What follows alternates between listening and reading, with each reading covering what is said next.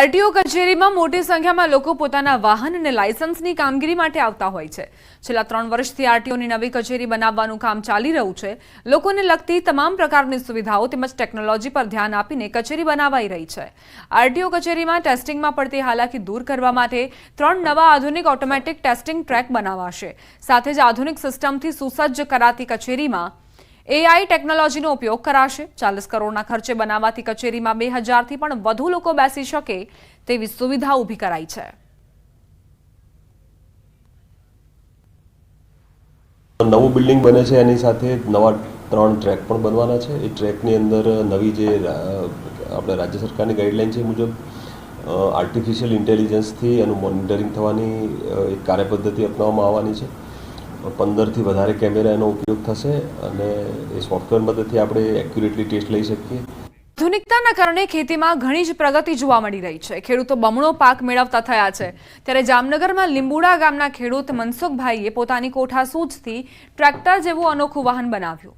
રિક્ષાનું જૂનું એન્જિન અને બીજા વાહનોના જૂના સ્પેર પાર્ટ્સથી બનેલું આ ટ્રેક્ટર જેવું વાહન ખેતીમાં મદદરૂપ છે। મનસુખભાઈનું કહેવું છે કે આ વાહનમાં ઈંધણનો ખર્ચ નજીવો છે। એક બળદની જોડી જેવું આ વાહન કામ આપે છે।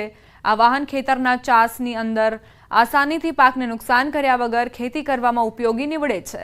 ત્યારે અન્ય ખેડૂતો પણ આ વાહનની ઉપયોગિતા જોઈ મનસુખભાઈની સરાહના કરી રહ્યા છે। અમને એવી કુદરતી પ્રેરણા મળી કે આપણે કંઈક નવીન કંઈક કરીએ એમ। લગભગ 40-45 હજાર રૂપિયા જેવું ખર્ચ થઈ ગયો છે અને કદાચ 50-60 હજારની આસપાસ તૈયાર થઈ જશે। ઘણો ફરક છે સાહેબ। હવે એ મોટા ટ્રેક્ટરમાં તો કદાચ સાંજે 1500-2000 રૂપિયાનો ખોરાક જોઈએ છે। આમાં 300 રૂપિયાની ટાંકી ભરી દો તો સાંજે 25-30 વીઘાનું હાથી આરામથી હાલી શકે અને એક બળદની જોડ જેટલું કામ દે છે। પણ એની બુદ્ધિ પ્રમાણે નોખે નોખું અલગ અલગ વસ્તુ કરી બધેથી ગોતી બનાવ્યું છે અને આ અત્યારે વખેડવા બાબતમાં બહુ સારું કામ કરે છે।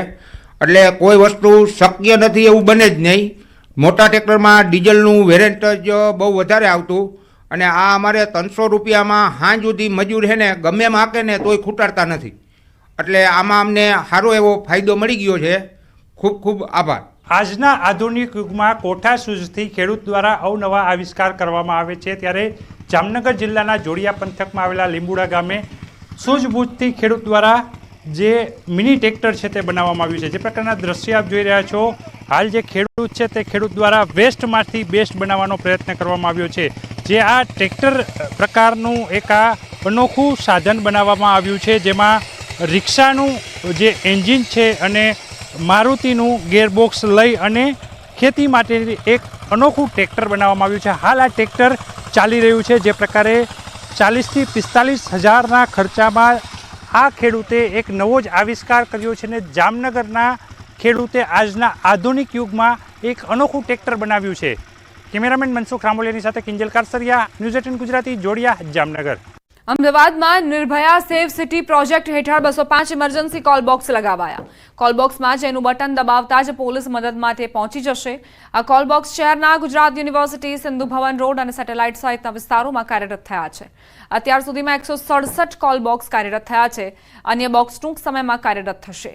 આ અંગે માયાબેન નામના વિદ્યાર્થીનું કહેવું છે કે આ કોલ બોક્સ કોઈપણ ઇમરજન્સી સમયે મદદરૂપ સાબિત થશે। અમને આવી સુવિધા બદલ અમે ગુજરાત પોલીસ અને ગુજરાત સરકારના ખૂબ આભારી છીએ। તો આ અંગે એજીડીપી અજય ચૌધરીએ જણાવ્યું કે ઇમરજન્સી કોલ બોક્સ કે એ દ્વિમાર્ગી સંચાર પ્રણાલી છે। જો કોઈ નાગરિક કોલ કરે છે તો પોલીસ કંટ્રોલ રૂમ તેનો સીધો વિડીયો કોલ દ્વારા સંપર્ક કરશે અને પીસીઆર વાન તરત જ ત્યાં પહોંચી જશે। આમાં કોલ બોક્સ સંકટ સમયે નાગરિકની સુરક્ષા સુનિશ્ચિત કરતી સાંકળ છે। કોઈ ઘટના ઘટી જાય છે તો એના માટે આ કોલ બોક્સનો એ યુઝ કરી શકે છે। આના અંદર કેમેરા છે, જે કેમેરાથી ડાયરેક્ટલી પોલીસ સાથે કોન્ટેક્ટ થઈ શકે છે।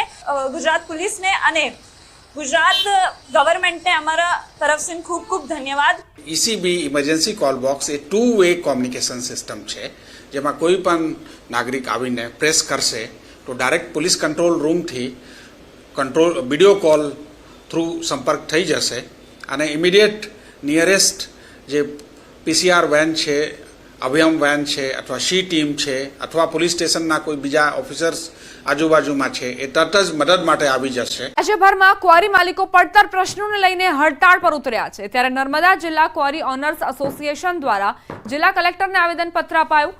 હડતાળને લઈ હવે મજૂરોની રોજગારીને માર પડ્યો છે. હાલ ખાણોના રોયલ્ટી એકાઉન્ટ બંધ ઉદ્યોગને બંધ કરવામાં આવ્યા છે.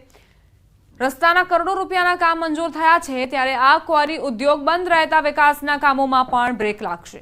બીજી બાજુ આ ક્વારી ઉદ્યોગ બંધ રહેતા 1000 કરતાં વધુ રોજમદારોની રોજગારી પર પણ અસર પહોંચી છે. તેમની રોજગારી છીનવાઈ છે અને સામે દિવાળી પણ આવી રહી છે. ત્યારે હવે સરકાર આ ક્વારી ઉદ્યોગ વહેલી તકે ચાલુ થાય તેવી પણ માંગ ઉઠી. સરકારે અમારા મુદ્દાઓ સ્વીકારેલ છે, એની કોઈ અમલવારી આજ સુધી થઈ નથી. ઉપરાંત અત્યારે જે એન્વાયરમેન્ટ ક્લિયરન્સના પ્રશ્નો ઊભા થયેલ છે એ પ્રશ્ન બાબત પણ સરકાર કોઈ ધ્યાન આપતી નથી અને અમારી ક્વોરીઓ સરકાર ગુજરાતની અત્યારે 60% બંધ કરેલ છે અને આ મહિનામાં બીજી 80% ક્વોરીઓ બંધ થાય એવી પરિસ્થિતિ છે. એટલે અમે બધા ભેગા થઈ ગુજરાત ક્વોરી એસોસિએશન અને સરકાર સામે અમારી આ જ લડત છે કે આ બધા મુદ્દાઓનું તાત્કાલિક સમાધાન લાવી અને અમને ક્વોરીઓ ચાલુ રહે એવું કરી આપે. અહીંયા નર્મદા જિલ્લાની અંદર ઓછામાં ઓછા અત્યારે 500થી 1000 માણસોની રોજગારીનો પ્રશ્ન છે. લગભગ 5 થી 6000 મેટ્રિક ટનનું રોજનું જે ઉત્પાદન હતું એ ઉત્પાદન પણ હાલમાં બંધ છે. લગભગ અઠવાડિયું થયું અમારી ક્વોરી બંધ છે, તો અમારી રોજીરોટી જાય એવું લાગે છે. ને અમારે આગળ નવરાત્ર અત્યારે ચાલી રહ્યા છે, અત્યારે દિવાળી આવે છે, તો અમારી દિવાળી બગડશે તો અમારી દિવાળી રખડાય એવું કામ પોઝિશન છે આ સરકારશ્રીનું. તો સરકારશ્રીને અમારે નમ્ર વિનંતી છે કે અમારી આ ક્વોરી ઉદ્યોગ છે બંધ ના થાય તો સારું. અમે તો બધા મંજૂરિયા માણસ છે, અમને સરકારી નોકરી તો સરકાર આપતી નથી, અમે ક્યાં જઈએ? આ ક્વોરી ઉદ્યોગમાં જ કામ કરીએ ને. આબુમાં રીંછના ઝુંડનો વિડીયો સોશિયલ મીડિયામાં વાયરલ થયો છે. યાત્રિકોએ કહ્યું, માઉન્ટ આબુના અર્બુદા માતાજીના મંદિરમાં આરતી સમયે રીંછો મંદિરમાં આવે છે. નવરાત્રિમાં ભક્તોમાં આસ્થા જોવા મળતી હોય છે, પરંતુ પ્રાણીઓ પણ માતાજીની આરતીમાં આવી રહ્યા છે. યાત્રિકોએ રીંછના વિડીયો મોબાઈલમાં શૂટ કર્યા. સ્થાનિકોના જણાવ્યા મુજબ અર્બુદા મંદિરમાં સવાર સાંજ બંને ટાઈમની આરતીમાં રીંછોનું ઝુંડ નિત્યક્રમ મુજબ આવે છે. ત્યારબાદ આરતી પૂરી થયા બાદ રીંછ જંગલ તરફ જતા રહે છે. ત્યારે આ રીંછોને જોઈ લોકોમાં કુતૂહલ સર્જાયું. માતાજીની આરતીના સમય દરમિયાન આ રીંછ પણ આવે છે. જાણે કે નવરાત્રિના આ પાવન પર્વમાં રીંછો પણ સહભાગી થાય છે, માતાજીની આરતી અને દર્શનનો લાભ લે છે અને ત્યારબાદ જંગલ તરફ જતા રહે છે. આજના મોટી વાલઝર ગામે દીપડો પાંજરે પુરાયો. 10 દિવસમાં 3 લોકો પર હુમલો કરનાર એક દીપડી મળીને 2 દીપડા પાંજરે પુરાયા. દીપડાઓ તાજેતરમાં 2 બાળકી અને એક યુવાન પર હુમલો કરી ચૂક્યા હતા. મોટી વાલઝર ગામે શિકારની શોધમાં આવેલ 2 દીપડા ગત રાત્રે પાંજરે પુરાતા લોકોએ રાહતનો શ્વાસ લીધો. વન વિભાગે હજુ પણ દીપડાની શોધખોળ હાથ ધરી. સુરત એસઓજી પોલીસને વધુ એક સફળતા મળી. એસઓજીએ અનંતનાગ જિલ્લામાંથી ડ્રગ્સ માફિયાને ઝડપી પાડ્યો. એસઓજીએ આરોપી નિશાર અહેમદને ઝડપી પાડ્યો. નિશાર અહેમદ 19 વર્ષથી વોન્ટેડ હતો, જેની અનંતનાગ જિલ્લામાંથી ધરપકડ કરાઈ. આરોપી પાકિસ્તાન અને અફઘાનિસ્તાનથી હાઈ પ્યોરિફાઈડ ડ્રગ્સ લાવતો હતો. વર્ષ 2006માં સુરતમાં 10 કિલો ડ્રગ્સ વેચાણ માટે આપ્યું હતું. મહિધરપુરા પોલીસ મથકમાં આરોપી નિશાર અહેમદ સામે ગુનો નોંધાયો હતો. આરોપી અનંતનાગથી પોલીસને ચકમો આપી ભાગી છૂટ્યો હતો.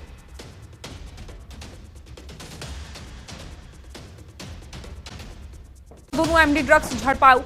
દિલ્હી અને ભોપાલમાં દરોડા પાડવામાં આવ્યા. ગુજરાત એટીએસ અને એનસીબીનું સંયુક્ત કામગીરી. ડ્રગ્સની ફેક્ટરી પકડવામાં આવી છે. ગુજરાત એટીએસે દિલ્હી અને ભોપાલ સુધી તપાસનો દોર ચલાવ્યો. એનસીબીની પણ સંયુક્ત કામગીરી. ડ્રગ્સની ફેક્ટરી પકડવામાં આવી છે અને આ 1814 કરોડથી વધુનું ડ્રગ્સ ઝડપાયું હોવાની જાણકારી. આ ફેક્ટરીમાં ડ્રગ્સ બનાવવામાં આવતું હતું. તેની બાતમીના આધારે જ ગુજરાત એટીએસ અને એનસીબીની ટીમો પહોંચી અને દરોડા પાડ્યા તો કરોડોનો ડ્રગ્સ મળ્યો છે. ગોંડલમાં Gujarat state edible oil and oil seeds એસોસિએશનની વાર્ષિક સામાન્ય સભા યોજાઈ. સામાન્ય સભામાં સિંગતેલના મોટી સંખ્યામાં વેપારીઓ જોડાયા. Gujarat state edible oil and oil seeds એસોસિએશનના પ્રમુખ સમીર શાહના અધ્યક્ષ સ્થાને બેઠક યોજાઈ. તેમણે કહ્યું, મગફળી તેલના ઉત્પાદન સહિતના પ્રશ્નોને લઈને સરકારને રજૂઆત કરવામાં આવશે. નિકાસ સહિતના પ્રશ્નોને લઈ આગામી સમયમાં ઉગ્ર રજૂઆત કરવામાં આવશે. સમીર શાહ દ્વારા સરકારને સૂચન કરવામાં આવ્યું. વધુમાં કહ્યું, એમએસપીની જગ્યાએ ભાવાંતર યોજના સરકાર લાગુ પાડે તેવી માંગ કરી અને ભાવાંતર યોજના ખેડૂતોના હિતમાં છે. તો એ મગફળીના નિકાલ યોગ્ય રીતે થઈ જાય અને ખેડૂતોને મગફળીના ભાવ સારા આવે કે જેને કારણે મગફળી વાવવા માટે એમનો ઉત્સાહ બરકરાર રહે, એટલા માટે શિંગદાણા અને મગફળીના તેલ, શિંગ તેલનો વપરાશ વધે એવા પ્રયત્ન કરવા જોઈએ કે જેનાથી આ માલનો યોગ્ય રીતે નિકાલ થઈ જાય. રાષ્ટ્રીય શૈક્ષિક મહાસંઘની બેઠક મળી હતી. પ્રવક્તા મંત્રી ઋષિકેશ પટેલના નિવાસસ્થાને બેઠક મળી હતી. કેબિનેટ બેઠક પહેલા શૈક્ષિક મહાસંઘની બેઠક મળી, જેમાં ઓલ્ડ પેન્શન સ્કીમ, 7મો પગાર પંચ સહિતના મુખ્ય 9 પ્રશ્નો અંગે બેઠકમાં ચર્ચા કરવામાં આવી, જેમાં 4 મુદ્દે હકારાત્મક નિર્ણય આવી શકે છે. મંત્રી ઋષિકેશ પટેલના નિવાસસ્થાને આ બેઠકનું આયોજન કરવામાં આવ્યું. પડતર પ્રશ્નોને લઈને ચર્ચા કરાઈ. ઓલ્ડ પેન્શન સ્કીમ, 7મા પગાર પંચ સહિતના મુખ્ય 9 પ્રશ્નો, જેનો આ બેઠકમાં ચર્ચામાં સમાવેશ કરવામાં આવ્યો છે અને 4 મુદ્દે હકારાત્મક નિર્ણય આવે તેવી પૂરેપૂરી શક્યતાઓ સેવવામાં આવી છે. અખિલ ભારતીય રાષ્ટ્રીય શૈક્ષિક મહાસંઘની પ્રવક્તા મંત્રી ઋષિકેશ પટેલના નિવાસસ્થાને બેઠક મળી, જેમાં 4 મુદ્દે હકારાત્મક વલણ, હકારાત્મક નિર્ણય આવી શકે છે.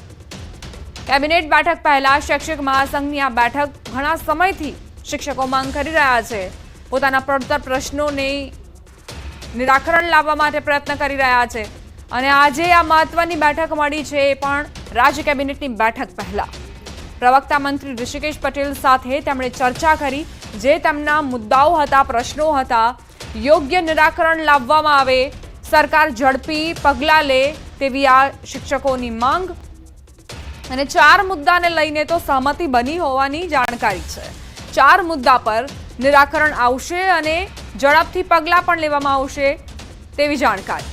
9 પ્રશ્નોને લઈને, મુખ્ય 9 પ્રશ્નો છે, તેને લઈને આ રજૂઆત કરવામાં આવી છે બેઠકમાં.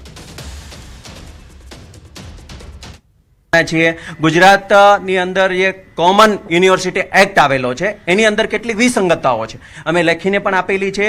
એના માટે એક સમિતિ બને અને જે વિસંગતતાઓ છે તે દૂર કરવાના છે. 300 રજાનું રોકડમાં રૂપાંતર દરેક કર્મચારીને. તો કોમન યુનિવર્સિટી એક્ટમાં વિસંગતતાઓને લઈને પણ રજૂઆત કરવામાં આવી છે. 7મા પગાર પંચથી શરૂ કરીને આપણે એવું ગણી શકીએ કે મુસાફરી, દૈનિક ભથ્થું છે કે કેન્દ્રના ધોરણે બધા ભથ્થા પ્રાપ્ત થાય, આ બધા પ્રશ્નોને આવરી લીધા છે અને એ બહુ સુખદ વાતાવરણમાં જેને કહી શકીએ એવી ચર્ચાનો આયામ રહ્યો છે. એટલે આશા રાખી રહ્યા છીએ અમે કે સાંજની જે કેબિનેટ બેઠક થાય એ બેઠકની અંદર 4 મુદ્દા ઉપર ચોક્કસપણે કોઈ નિર્ણયાત્મક રીતે કોઈ ઠરાવ આવશે. મહત્વપૂર્ણ સમાચાર પ્રાપ્ત થઈ રહ્યા છે. આજે મળશે રાજ્ય કેબિનેટની બેઠક. મુખ્યમંત્રી ભૂપેન્દ્ર પટેલની આગેવાનીમાં બેઠક મળશે. આજે સાંજે 4:30 કલાકે બેઠક મળશે. કર્મચારીઓને લઈને મોટો નિર્ણય લેવાઈ શકે છે. રજાના દિવસે મંત્રીમંડળની બેઠક મળશે. કર્મચારીઓના પ્રશ્નો મુદ્દે મળેલી બેઠક અંગે કેબિનેટની બેઠકમાં મંજૂરી આપીને પરિપત્ર કરાશે. 7મા પગાર પંચ અને બીજી અન્ય બાબતો અંગે આજે જાહેરાત કરાશે. કર્મચારી મંડળ સાથે સકારાત્મક વાર્તાલાપ થયો હતો.